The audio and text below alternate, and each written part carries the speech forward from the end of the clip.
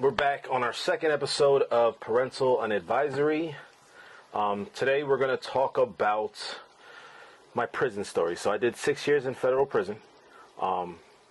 He was 2.5 when I went in, so I'm going to let him kind of like ask me some questions and talk about things he's interested in or never asked me or has asked me before or wants me to elaborate, whatever. So, all right, so the first thing I want to talk about is like the lead up to it, like the lead up to you getting arrested.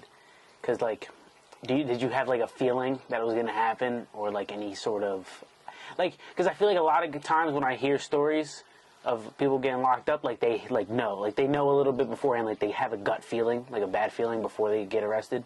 Did you have anything like that, or did it just happen? I mean, I'm not retarded, so like. When you're selling drugs on the street, I was on the corner, so I was like literally on the corner selling drugs, and every day is a risk. Like there's cops always driving by, there's people always going to jail for that shit. I'm pretty sure every person that I sold something to, I thought they were an undercover and I was going to jail after I gave them whatever I gave them. Literally. I mean, not everyone's like that, but I was like that. So like every person I would talk to or me, I'm like, yeah, that guy's definitely got a wire on him. So, but I mean, fortunately it didn't happen because, or fortunately nobody set me up that way. I got wrapped up with my family and they got set up and I happened to get pulled into the indictment. But there were certain signs. So where we were selling drugs at, there was like my family, obviously your family, we did it mostly on our block, right? And then they had a family down the street, and there was a group of people up the street that did their own things. There was just different sections of people doing different things. And the one time there was this cop, his name was Randy Fay. He used to harass the family, like he knew everybody because everybody's out there doing their own thing, and he would watch them. And a lot of time cops do some ignorant stuff. So I remember specifically one day I'm out there chilling, and they just raided this house like a block down. Right, they raided him, arrested a whole bunch of people. So dude comes through and I'm standing there and I heard of his name, I just never seen him. So he pulls up and he's like in a truck and he's like, yo, what's up, man? How you doing? And I'm looking at him like, who the fuck are you? So then my cousin comes over, he's like, what's up, Randy Faye? So I'm like, oh, like he was kind of letting me know like that's a freaking cop right there, type thing. So he's like, hey, how's it going? He started asking about family members and he started asking about he just started asking questions. So then he asked, so my cousin, obviously you know this, but they don't know it. My cousin that set me up, his name is also Cisco. He just went by Little Cisco because I was older than him. So he asked about him. He's like, hey, what's up with your cousin Cisco? And I'm looking at him like, I don't know, he's all right. He's like, yo, hopefully he's staying out of trouble, this and that, da da da da. Down the line, I remember thinking back to that moment and thinking like, oh, he was testing us to see if we knew he was snitching or anything. That's why he asked about him. But he asked about everybody, like, oh, how's this guy doing? How's this guy doing? And you don't want to seem suspicious. I probably had a pocket full of drugs on me, so I'm like, I'm not gonna act nervous. And he hops out, I'm like, yo, come here, what do you got in your pocket? So I try to like keep it cordial, like, nah, I don't know, he's working or something. I just kept it short, whatever. But that was one of those things I was thinking like, yeah, it doesn't seem right. So like, but honestly, no, I didn't really. Other than like the everyday paranoia of like, today is cops gonna roll down on me? Am I gonna get arrested today? You really don't think that, especially when you start doing it and you start making money and you're not really thinking about that. You're just like, you think that you're smarter than the cops type thing. So. Yeah. All right. So after the fact, like, so the day you get arrested, how does that day go? Like, just walk me through that entire day. So you probably don't know this. So I was in work release. I had got into a hit and run. Not a hit and run. It was a hit and run. I hit some girl's car. This is why I tell you not to do dumb shit. But I hit some girl's car. I didn't have a license at the time. I hit some girl's. She hit my car. It was at like a little Getty or a little 7-Eleven on the corner or something. And I get out the car. I look at my car. My car is good. I look at the girl's car, and she had like a dent. It was like a white Toyota or something. And she had a dent. So I'm like, damn. So as soon as she got out the car, I looked at her. I went to high school with her. So I just looked at her. She looked at me. And I just got in the car and drove off. so You just like. So I was living with your mom, so I left and I went out there. So I don't think I told anybody that, like, what happened. I just let it go because my car was fine. So then I wound up getting arrested for that. She called, the police came, she identified me, I went to trial. My dumbass took it to trial, and I tried to beat it. And long story short, that situation, I got sentenced to 90 days in work release for that. So I was in Northampton County for work release, and every day, you can't have cell phones in there. But I had a job. Your mom was at she worked at a temp agency, so she was able to give me a job. So I would have to take the bus from Easton all the way down to Allentown. So it's like a hour and a half ride. So every day I would get out there, I had a cell phone I would keep in a plastic bag, and I hid it in bushes in between these people's houses. So every day I would go to the same spot, go get my phone, unlock it, check my messages, but I would always call your mom every day, be like, hey, I'm leaving, just to make sure, like, how's the baby, how you were doing, and I would just tell her, hey, I'm on my way down there. So that day I called, it was in the morning, I called and said, hey, yo, I'm heading down there. She's like, yo, did you watch the news? I'm like, what do you mean? She's like, your whole family just got raided by FBI. And I'm like, FBI? I'm like, so my stomach sunk. I remember thinking, like, what the fuck? And I'm like, FBI? I'm like, what the hell did they do at the FBI? Is like, so I'm thinking, I'm like, am I good? Like, am I in trouble? I'm like, there's no way. I said, the only way they'll find out is if I leave. So if I leave here and they let me leave, then they're not after me, because obviously you can't. Yeah. If the cops are looking for me, they have me already. They don't need to, get me again. So I remember being nervous as hell. I walked out, they buzzed me out, and I'm like standing there like, what the hell? That's crazy. So I happened to be going to court for some other case I caught by being in the wrong place at the wrong time. I got some cops pulled out on me. I was in the parking lot. I didn't have anything. I wasn't doing anything, but they searched the area and they found drugs. And because I was close to the area, they pinned it on me. So I was going to court for that. So I called your mom, got on the bus. I'm on my way down there, super nervous. I'm texting people. I'm texting like my uncle's girl, my cousin's girl. I'm like, what happened? What did they do? Like, I'm trying to figure it out, but I'm like, I'm good because they wouldn't let me leave. So get to the courthouse, I'm sitting there, my public defender's sitting there talking to me, and I just remember I'm looking, and I see two sheriffs by the judge, and they both look up at me. They had like a clipboard, and they're both looking at me and pointing at me. I'm like, oh man. So I just remember I looked at it was like the Charlie Brown, where it was like, that's what he was saying in my ear. I'm looking, I'm like, nah man, not me. So I remember I got up, I ran to the bathroom, I like hid in the stall, I hear footsteps, I hear a door open up, and I'm like, and then I hear someone say, Mr. Cartagena, and I'm like, damn, do I run? And I'm like, what's up? And he's like, yeah, you need to come with us. You have a warrant. And I was like, a warrant for what? I said, this makes no sense because I'm in work release. I just left work release like an hour ago. How do I have a warrant? Why would they leave me leave if I had a warrant? He's like, I don't know, it's probably a mistake or something, but we'll take care of it. So then we go back into his room, he calls somebody, and he's like, yeah, I got Mr. Cartagena right here, this and that. He's like, oh, a federal warrant. And I'm like, oh, man. So I just remember my heart sunk, and I'm like, you gotta be kidding me. They took me into this little room, and it was like a movie. I don't know if you ever see that movie, You, the show You, where he keeps the people downstairs, and it was like a glass cage like that. Wow. So they put me in a glass cage, and no lie, and I've seen them all around, because undercovers and detectives, they drive around, they think you don't know who they are, but you can obviously see this white guy driving in the hood for no reason, like you're a cop. So I remember it was like 15, 20 of them just all compiling in.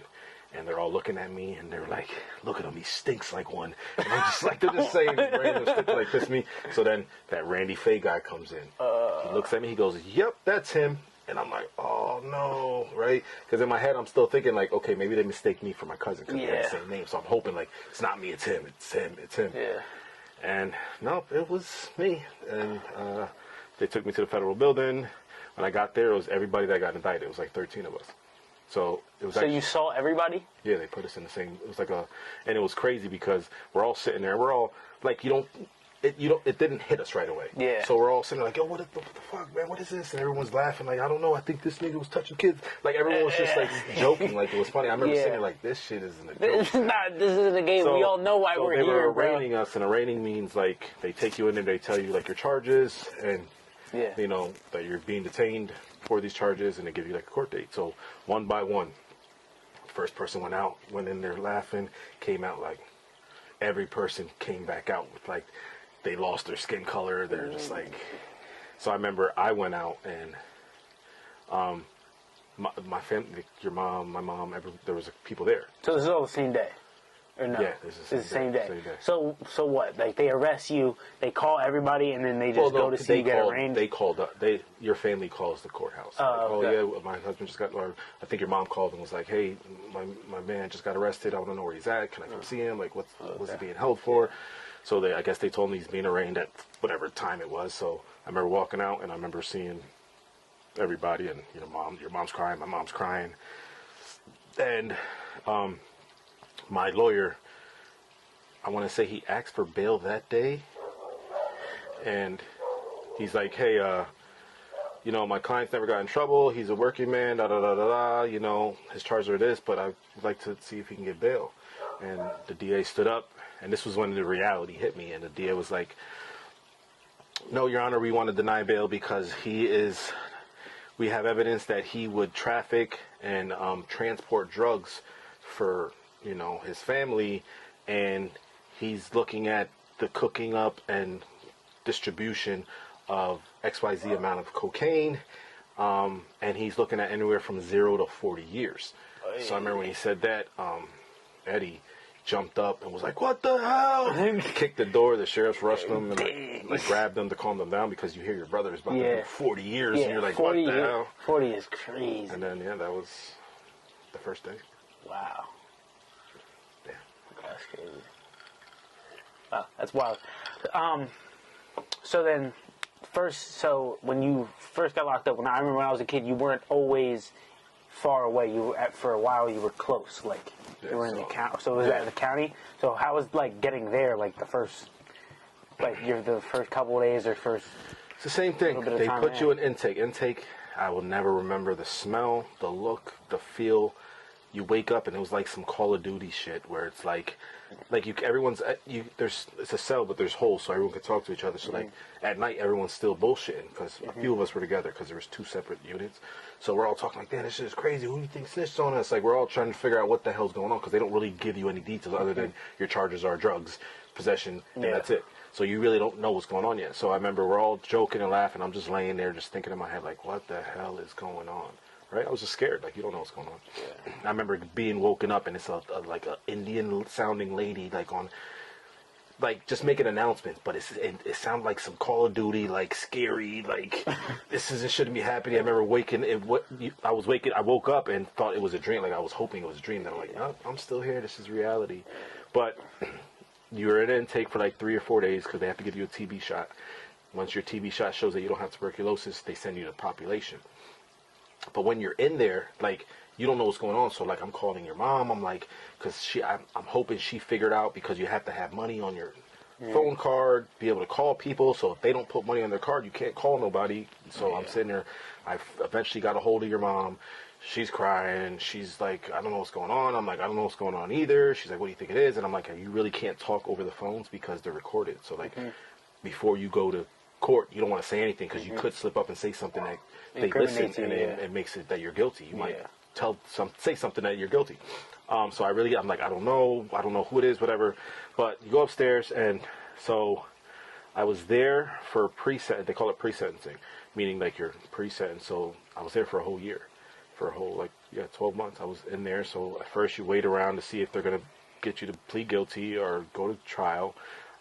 My public defender, because I didn't have money, they assigned me some piece of shit, and he pretty much dicked me over because I was a kid. I was 22, 23, and I didn't know anything about court or law. So like, and they bank on that. They know you don't know anything. So like, they convinced him to convince me to just sign a guilty plea because they scare you. Like, he's like, yo, listen, if you go to trial, they're going to give you the top end, and the top end is 40 years. I'm like, I'm not doing 40 years. Like, you know what I mean? So then eventually I finally just pled guilty, and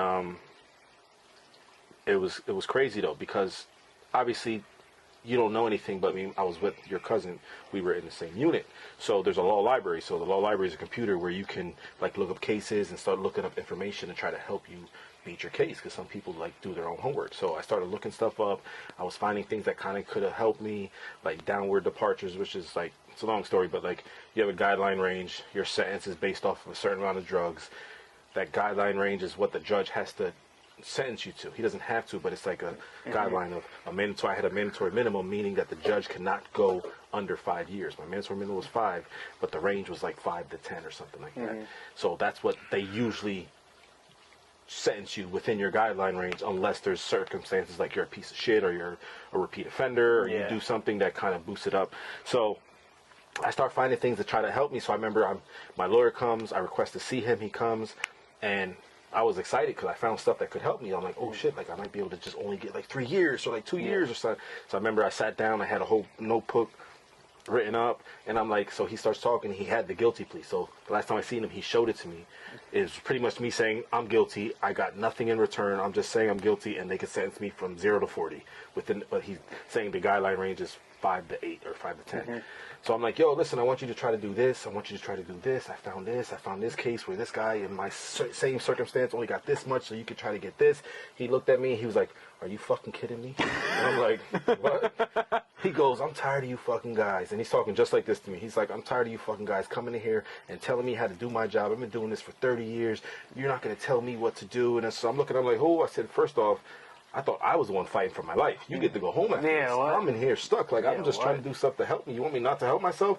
And he just took the paper, ripped it up, or took it, and then just left. He didn't say nothing to me. And I remember that was like one of those things where it hit me like, oh, I'm screwed, man. Like the only guy that's supposed to be helping me isn't trying to help me. He just wanted me to sign the guilty plea so he didn't have to do work. But eventually, I got sentenced.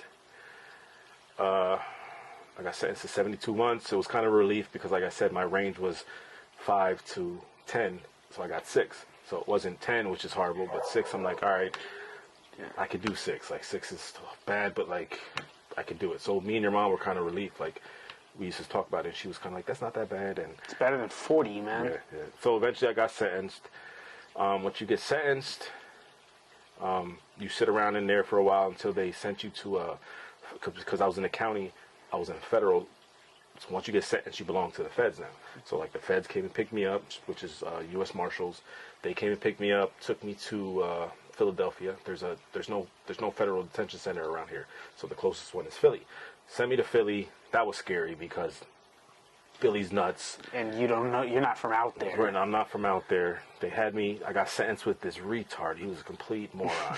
Complete moron. Like this kid, he went back to jail 3 times since he got indicted. Like he didn't learn and he was just dumb. So they had me with him. We got there. It's just a scary place because you go into that place and you hear a whole bunch of stories about how the feds is crazy. Everyone got all this like the amount of time. Like I had a very low time. If you get feds, a lot of times feds is like you're getting 20 or better. Most people in the feds are doing a lot of time. So, you know, you're with people and then they tell you like they're trying to snitch. So you can't tell them anything about your case, anything about your personal life because they will. There's an actual phone in the federal prison in that center that's directly to the DA. Where like if say me and you were talking, I'm like, yo, you know, last week, you know, I did this. I told my girl to get this gun, and you're like, oh, for real? Dudes would just walk up and walk over to that phone and be like, yo, this guy Adrian. Yeah, but if you do that, told me. Yeah, but if you do that, everybody's like, yo, he's ratting right all now. All rats in there. Oh. So it's like you against all the rats. Like, that's crazy. So it was one of those things that you just don't tell people. I remember a guy tried me. He walked up to me, some white guy. It was him and his son, and I already heard. So you're in there why people start telling the good people like, yo, stay away from that dude. He's a rat. He's a rat. That dude's a snitch. Like, he's been in here for fucking 20 months. You shouldn't be in a detention center for that long. So they told me about this father and son. And the father comes up to me and said, hey, man, where you from? Oh, Allentown. Oh, I'm from this and that. What you in here for? And I remember them telling me he's a rat. I'm like, he's trying to see if I give him any permission. I was like, heroin, which I wasn't for heroin. I was just making up stuff. He's like, what's your charge? I said, heroin. He goes, a lot. I'm like, nah, just a couple bundles. Like, I'm just feeding him bullshit because I'm like, he's trying to see if he can get some information. He's trying to befriend me. But I think he caught on to what I was trying to do, so he like just kind of like left me alone. But I was there for, honestly, I don't even remember, maybe 2-3 months. And then they pick you up. They never tell you anything. That's the worst. They don't tell you nothing. Like, where am I going? When are they getting you? You just could be sleeping. It could be in the morning. It could be at night. And they'd be like, yo, Cartagena, pack it up. You're leaving. And then that's what happened. They'd be like, yo, they came on my cell. Yo, pack it up. You're leaving. So you pack up whatever stuff you leave. They put you on a bus. They have you on a bus. And then the bus just leaves. They don't tell you where you're going. And in the feds, you don't go where you're at. Like, state if you're local state, you go to your state, you just might be in a different part of your state. And the Fed, they could send you. So the bus goes to 2 places. The one I was leaving in East Philly, it goes to New Jersey, and then it goes to Harrisburg to the airport. And if you don't get off at Jersey, you're going to the airport, and they could send you to California, Nevada, Texas. So I remember everyone's nervous. Everyone's like, yo, I hope I don't get on that plane. So I remember sitting there. They pulled up to the first, which was Fort Dix, New Jersey, and I remember sitting there, and I'm like, please call my name, please call my name. And they were like, da-da-da-da, card G. And I remember, like, everyone's like, damn, these guys are lucky, man. Because everyone else knew they were getting on that plane. But, yeah, so I did my whole time at Fort Dix, New Jersey. All right, yeah. So, while you were at Fort Dix, you did all your time there, right? While you were there, like, was there any people specifically that you remember that were, like very impactful, I guess, to you or like your stay there? Yeah. Hold on a second.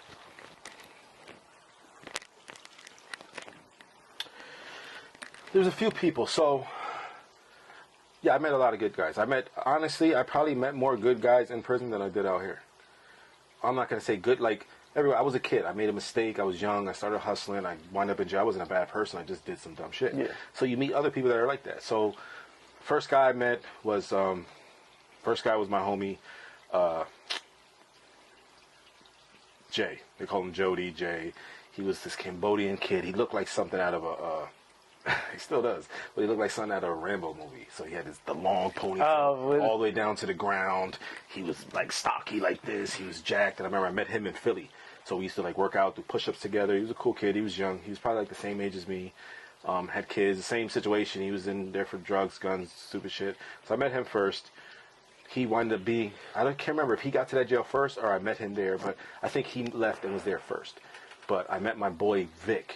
Vic, cool dude from Boston. My first experience with him, I get into because where I was at, it wasn't cells. It was an old boot camp it's connected to Fort Dix and Fort Myers Army base. So it's an old boot camp for like back in the 70s. It was like a boot camp or something. So it's like these big buildings. Each building has like 3 floors or 2 floors. Yeah, 2 floors. No, 3 floors. And each floor has like 10 rooms. Each room has 6 bunks. So there's 12 people in each room. So it was just like a building. Everyone's confined to a certain building. So when you first get there, you go to the intake building until they figure out where you're going. So I got to the thing. They're in the intake unit. You're in the intake unit for a while until a bed opens up for you in the actual prison. So I was in a room. I remember walking in, and they don't tell you nothing. I think one of the most memorable things about it is I walked.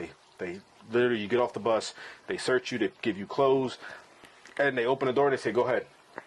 And then you open the door. I remember they had a thing, it's like a 5-minute move where it's like you have to be somewhere within 5 minutes, and then you have to be there for an hour or something like that. It's like school. Like, you have 5 minutes to move. So I remember the doors opened up and I hear a bell. It's not a bell, that you hear an announcement that says 5-minute move, 5-minute move. And I just remember it looked like hundreds and hundreds of people just came out of buildings. I remember standing there like, what? Oh, God. What the fuck is this? And everyone, it was kind of cold, so they had jackets, and everyone's jackets were like this orange, like windbreaker material. So it was just like an army of orange, and like, I think the fatigues were green, like green khaki, or they were khakis. They were khakis. So I just remember seeing an army of like orange jackets walking, and I'm just standing there like, and I just started walking like, I don't want to look stupid. And, like, and I asked somebody, like, yo, where's intake? They sent me there. So Vic. So I get into the building. He happened to be in the room. He's like, yo, what's up? What's your name? You know, I'm telling him, I'm Cisco. He's like, oh, I'm Vic. I'm from Boston. Where you from? What are you here for? He's like, yeah, I just came from this jail. And I'm like, oh, shit, I know somebody over there. And then I'm like, you know, so-and-so. He's like, oh, yeah, I was just over there. He's a cool dude. Like, yeah. So like, it was kind of one of those things, like, I'm mentioning somebody that's good so you can know that, like, I'm a good dude. Yeah. So he's like, oh, that's cool. You need anything? I'm like, nah. And he gave me a little, like, this is what you're going to do. Go here, go here. And I remember they give you these bullshit ass boots. They're like Skechers. They're not Skechers. They look like Skechers, but they're these bullshit, lunky, hard, just bullshit boots they give you to walk around in, but they're shitty. So I remember he had some, and someone stole them, and he found out who stole them. So I remember it was like one of those things where it's a lesson, like, okay, this is real. Like, So I remember I don't know how he found out the kid stole them or what, but the kid came in the room. He's like, yo, you stole my boots, and just beat the shit out of him. He just punched him, and then I remember it was so funny because he punched him, the nigga fell, and he started punching him and shit, and he's like, hey, get out of here, you fucking stink like shit. And then I just thought it was funny as shit. But it was just like things like that happen. So Vic was a good dude. I still talk to him. He hits me up on Facebook all the time. He's one of those guys I feel like I knew him. Like we talked. He was my first workout partner in the gym. He got me into lifting weights heavy. He kind of taught me a lot because I never really lifted weights. So when I got there, there was a weight pit. There was a lot of weights, but it was outside. So he pretty much showed me how to work out, and I used to work out with him every day. Probably the second dude that I probably got most close with was some guy Mike.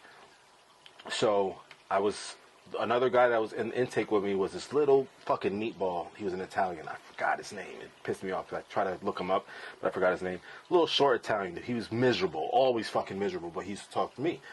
So we went to our main building. He was in the building with me, and I used to go to his room. So like they had those rooms that were like 12-man rooms, but there was also 2-man rooms. But you would have to be there for mad long. Be good, like working, like you have to it was like special privileges to be in a 2-man. Usually those dudes been in jail for like 15, 20 years. Yeah. The guys that are in those, he happened to get put in that room by accident. So I would go talk to him in that room. So every night I would talk to him. And so I remember one day he asked me what I'm going to do. Like they have programs, they have jobs, this and that. I said, well, what I'm going to do, because there was it's called Unicor. It was a factory where they like recycled stuff. So I'm like, yeah, they had this Unicor. You know, what I'm going to do is I'm going to start working because I want to be able to send my son like clothes and stuff. I want to help his mom out with money because, you know, she's doing it by herself. So the next day he walks up to me. This is another guy, some little short black guy, glasses, like a little nerdy dude. Like if I would show you a picture of him, you'd like, the heck was he doing in jail? And he's like, hey man, what's your name? I'm like, yo, Cisco, what's up? And he's like, yo, what size shoe are you? And I'm like a 9.5. He goes, yo, come with me. So boom, I go to his room. He goes under his bed, pulls out these sneakers. I didn't have sneakers, so I didn't have money. So I was wearing those stupid boots. So he pulls out. No, actually, I did have shoes. They have these shoes called the Chomos. Chomos is the word for child molesters. Yeah. So they were called the Chomo 1000. So they were the original Reeboks, but they were all white. Oh. So like that's where the sneakers that the pedophiles wear because they were only $20 on commissary. Okay. So everyone told me like, don't wear those shoes, but I needed shoes. Someone sold me them or gave them to me. Someone gave me an intake. They gave me a pair of the Chomos. So he comes up, he grabs me, he goes, here, take these shoes, man. He said, you got to take those damn Chomos off. And I'm like, thanks. I'm like, but why are you giving them? I don't know you. He's like, yesterday, he's like, I overheard you talking to that dude about sending money to your baby mom and your son. He's like, nobody does that. He's like, that's rare. He's like, most people in here, they're trying to scam and trying to get money from their girlfriends, from their baby moms, from whoever they can. They're always scamming on trying to get money from the outside. And he's like, that's rare. He's like, you're a kid and you're in here talking about working and trying to send money home to your son. He's like, that's a good thing. So I'm just going to help you out, Ben. And so get to talking to him. He was down since like 1995. He robbed the bank. Crazy story. He robbed the bank. I think I told you the story. You told me this story, yeah. So he robbed the bank. It went from just robbing a bank to him letting off a gun to him jumping in a car because their car didn't work. That there was a dude that had osteoporosis in a wheelchair in the back. So it turned from just robbing a bank to kidnapping a disabled dude. Yeah, and then inside the bank, he jumped on the counter and slipped, and the gun went off. So like, if in a crime, if you dispense bullets, it ups your charges because now you're shooting a gun at people. Yeah. So it went from robbing a bank to shooting a gun off to kidnapping to all types of shit. So he got like what, life? He actually he got like 25 years. He got sentenced 25 years. So like me and him, we just talked every day. So he was in there for a while, but he's a lot older. I think he might be in his middle 40s, late 40s right now. And he was just always giving me advice because I'm like, if anybody's going to give me the ropes, it's a guy that's been in jail since 1995. You know what I mean? So then he linked me. His partner, which was this little Dominican dude from New York, was also in jail since like 93. He had like back in the day, he ran like a whole building, like an apartment complex, was selling drugs. And I think some Jamaicans were trying to like step on his toes and sell drugs in his spot, so he paid people to pretty much take him out. So he got charged with a brick of crack and like that. So he was down for a long time. It's hard to explain this guy, but he was all over the place. He was always moving. He ran tickets. He was always cursing me out, but he always looked out for me.